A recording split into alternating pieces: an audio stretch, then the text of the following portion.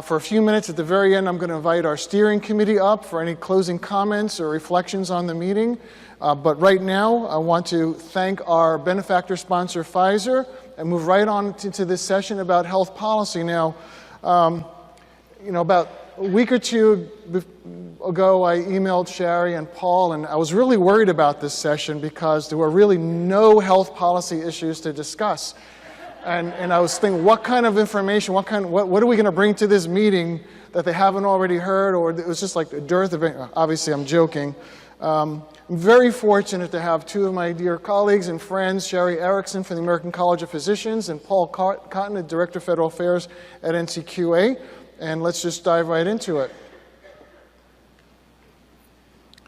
Or not. There we go. Too quick. All right, so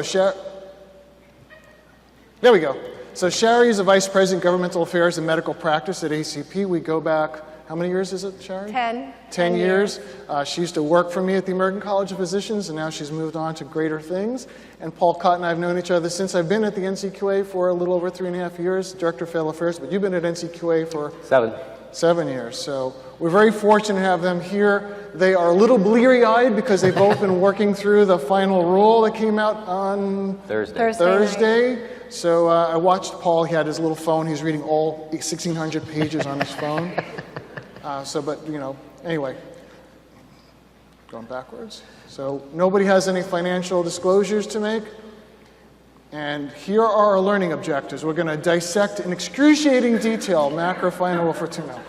We're going to talk about the medical home impact, obviously of great interest to all of us.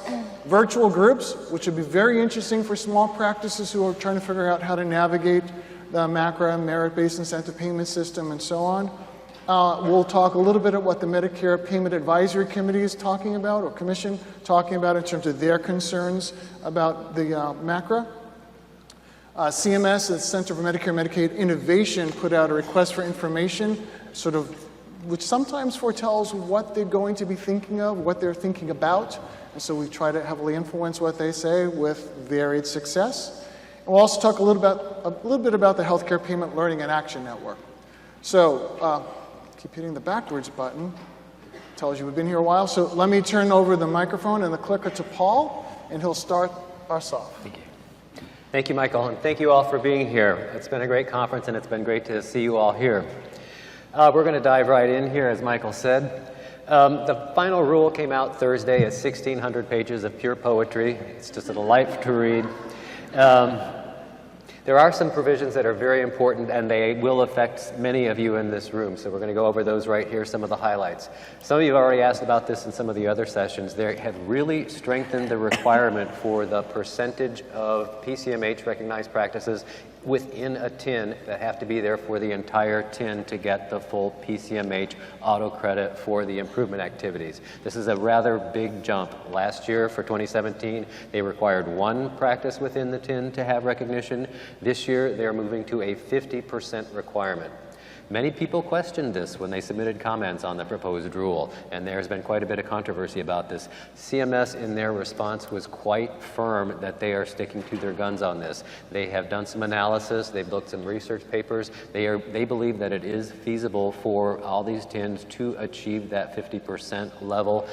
They have the patient-centered specialty practice that NCQA has. Some of the other medical home programs also have options for specialties, so they are quite confident that they can do this. Also, very importantly, they want this. The idea of the medical neighborhood is very important. Patient-centered medical home all by itself is a very wonderful and powerful thing. It's only a part, the foundation of the medical neighborhood. They want very much to bring the specialty practices in. If you've looked at our specialty practice standards, they really do strengthen what a medical home can do by making sure you've got that two-way communication going back and forth, which is essential for good, well-coordinated care, for making sure that the patient is always truly the patient-centered focus of the practice. So they are not likely to change this policy in the future. In fact, they hint that they're going to go up to a 60% requirement in the next rule for 2019. So this is a big deal. I know some of you have had some concerns at this conference that it's going to be hard, especially some of the large academic centers where you haven't brought your practices through the patient-centered specialty practice program. We're here to help you. We want you to bring those practices through, and we want to make sure that we can do all we can to make sure that you get this credit. You've earned it. We think you've earned it, and we think we can help you get to the full 50%. Yes, it's a heavy lift, but we can help you do that. Another important provision in there, we were very pleased to see this at NCQA, was our patient-centered connected care program is getting partial credit for the improvement activities category as well. It is only 25% of the improvement activity score. Improvement activity is 15%, so that comes out to 3.75%. It's not huge. It's not huge, but it's an acknowledgement. It's a start. It's an acknowledgement that these practices and this program exists for your urgent care, your retail, your employer-based clinics. We want to bring them into the medical neighborhood as well. A lot of patients end up there for things they need in an urgent situation or at the job. They're a critical part of the healthcare system. They're a rapidly growing part of the healthcare system. We want to make sure they are included in the medical neighborhood. Also, very importantly, as with many of the other independent improvement activities, CMS is giving auto credit for the advancing care information, the health IT portion of MIPS. There are 3 specific measures where they looked at our PCC standards and said, hey, these practices are doing these things in the advancing care information category. These 3 measures are providing patient access to care, patient-specific education, and patient-generated data. Those are 3 of the measures that can help you get your performance score. The way the advancing care information works is you get 50% of the score for just reporting anything, and then you earn the other 50% by reporting on specific measures. If you are in a PCCC, you will get up to 10 points for each of these 3 measures. That depends on how many of your patients are engaged in these things and how many of how well the PCC does at providing these things for those patients. But you can potentially get up to 80% of your ACI score from the these patient-centered connected care practices in this. So that's the first highlights we wanted to. Please do, Sherry. Comments. So with regard particularly to the changing, more stringent rules for PCMH and PCSP practices to be able to get full credit for improvement activities, just to step back for a moment, ACP, if you're not familiar with us, we represent 152,000 internal medicine physicians across the country. We have international chapters as well. I think a little over half of our members, or I think I saw data look like around 60% or so of our members are primary care. The other section of our membership, and these are practicing physicians I'm talking about, not our medical students. The other section of our membership, practicing members that are subspecialists in internal medicine largely. And so we care about both of these programs very much. And in fact, our Council of Subspecialty Societies within ACP wrote the paper on the medical neighborhood, upon which ultimately the patient-centered specialty practice program is based. And so we care very much about having more and more practices be able to take on medical home as well as specialty practice, patient-centered specialty practice programs. With that said, I will say that we are concerned about this significant increase from 1 practice to 50% of practices. A number of our members are going to be very concerned about that as well as they begin to learn this issue, and so we'll be working to try to support them as much as we can. We do have tools and services within ACP. Our practice advisor is one tool that has modules within it specific to the medical home as well as specialty practices, patient-centered specialty practices that we think can help our members and others, it's not limited to our membership, be able to get ready so that they can sort of get up to speed and hopefully get some of the entities, particularly larger entities where you really have a lot of practices that are not there yet, become medical homes or specialty practices. So it's something we'll be providing feedback to CMS, as I'm sure you all will as well, NCQA. And on this, trying to push back just a little bit so that the jump isn't so big, although I do agree with Paul that they're they seem pretty set in this approach. It isn't, just one other quick thing related to this. This is an interim final rule. You can provide comments on it, and we will be doing so. We actually provide comments on it no matter what, whether or not they say we can or not, but we will be. And, but I don't expect it'll change in this case, so I'll stop there and we can go on to the next. Hey, Paul, before you Mike. go, Oh, yeah. actually, because it's likely to come up later, so we may as well anticipate it. I noticed on this slide on the connected care, we have the ACI credit, but you don't have anything on the PCMH, PCSP side for ACI. Do you want to talk about that? We have a slide coming up. Stay good tuned. point. I should have looked at the slides. Go for it.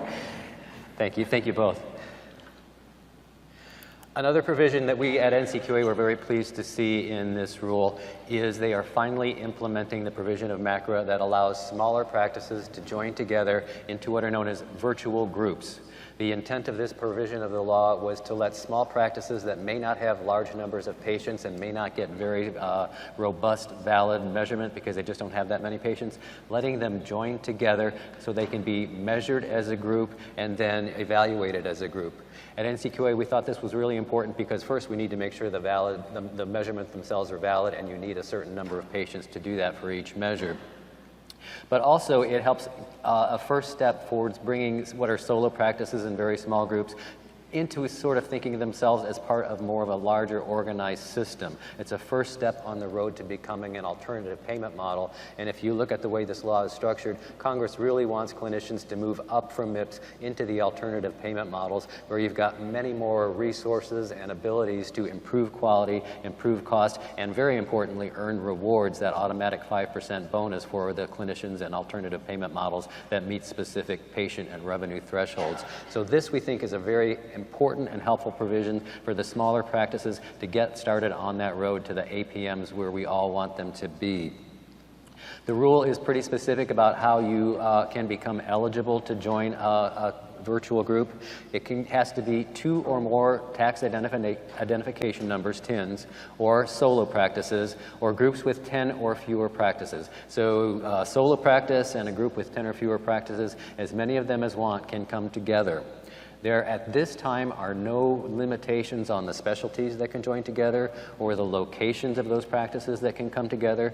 They're going to look at that again in the future, but since this is the first year they're allowing the virtual groups to go forward, they're trying to be as flexible as possible. If you want to become a virtual group, you must elect to do so by December 1st of this year. CMS has actually put together a very helpful toolkit online that helps you through the election process. There's a model agreement. You will have to have a written agreement among the practices. If you've got an agreement with other practices already, you could probably do an addendum to that. There's talk about that on there. And they've got a template for how to do this. Then there's also other resources there for you.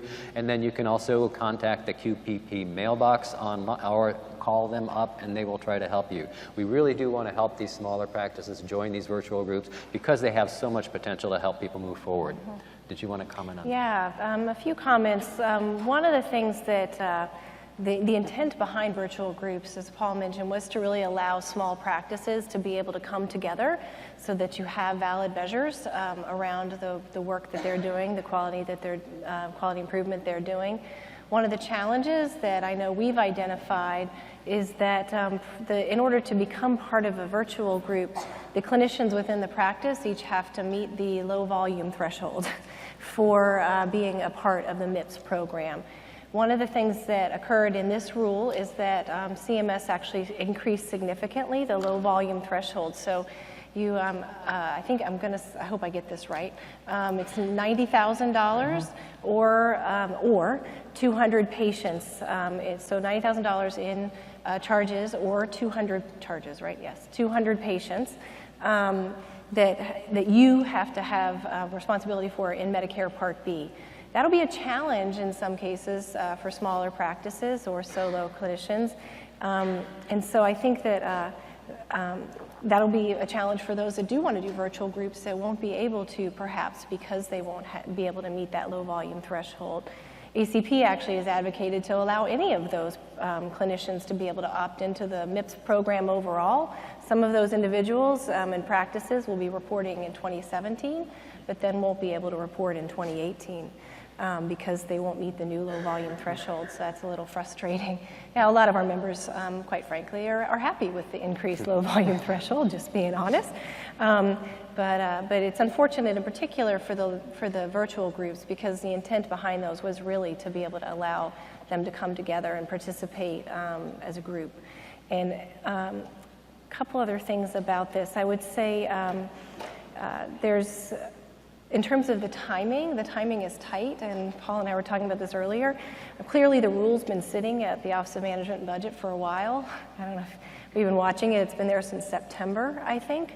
So the date, the start date for being able to elect into a virtual group is October 11th, which by the rule just came out just last week. So obviously it's been sitting for a little while. Our hope and what we will be pushing on the agency to do is to extend that time frame so that there is more of an opportunity for practices to be able to opt into this, given the fact that the rule came out later than perhaps they expected. One other quick note just about that, just jumping from the virtual groups piece for just a moment. I think one of the reasons why the rule came out later is because of many of the natural disasters that hit the country. And so one of the things that was added into that rule before it came out are some extreme circumstances, exemptions for those in many areas of the country. This is particularly relevant for the MIPS program.